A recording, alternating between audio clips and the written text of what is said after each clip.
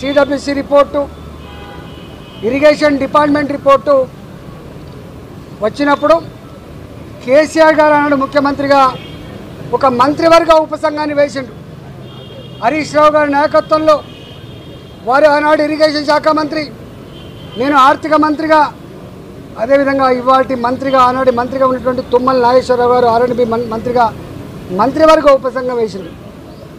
మంత్రివర్గ ఉపసంఘం సిడబ్ల్యూసి రిపోర్ట్లు, irrigation department ప్రతిపాదనలు, వాళ్ళ అవసరాలన్నీ కూడా మా ముందుకు పెట్టినప్పుడు మేమన్నాం, ఒకవేళ కనుక ఈ తుమ్మిడి అట్టి చేవెళ్ళ మన అవసరాలని తీర్చకపోతే మరో ప్రత్యామ్నాయ మార్గాన్ని అన్వేషించమని చెప్పినప్పుడు వారు అనేక రకాల సర్వేలు చేసి, అది టెక్నికల్ వాళ్ళు కాబట్టి ఇవాళ మేడిగడ్డ, సుందిల్ల, అన్నారం ప్రాజెక్టులకి వాళ్ళు ప్రపోజ్ చేశారు. ఆనాడు ఆ ప్రాజెక్ట్ కాస్ట్ 63,000 కోట్లు అని చెప్పి వాళ్ళు అంచనా వేశారు.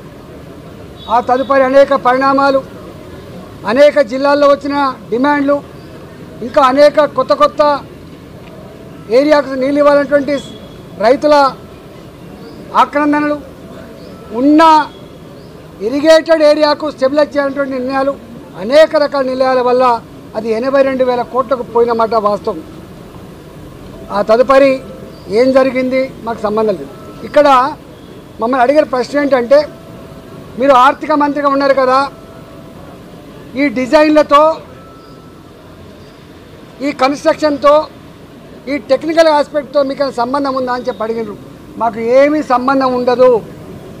రెండో ప్రశ్న, వాళ్ళని కాళేశ్వరం స్పెషల్ పర్పస్ వెహికల్ అయితే పెట్టినరో, కాళేశ్వరం ఇరిగేషన్ ప్రాజెక్టు కోసం ఒక కార్పొరేషన్ పెట్టినరో, ఆ కార్పొరేషన్ రుణాల మీద మీకైనా అధికారం ఉందని అడిగినారు.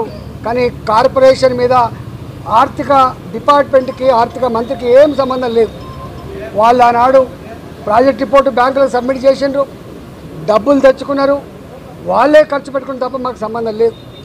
అసలు ఒక్క మాటలో చెప్పాలంటే ఇరిగేషన్ డిపార్ట్మెంట్కు తోడుగా అనుబంధంగా వాళ్ళ దగ్గరనే ఒక అకౌంట్ డిపార్ట్మెంట్ ఉంటుంది, దానికి ఒక ఆడిట్ డిపార్ట్మెంట్ కూడా ఉంటుంది.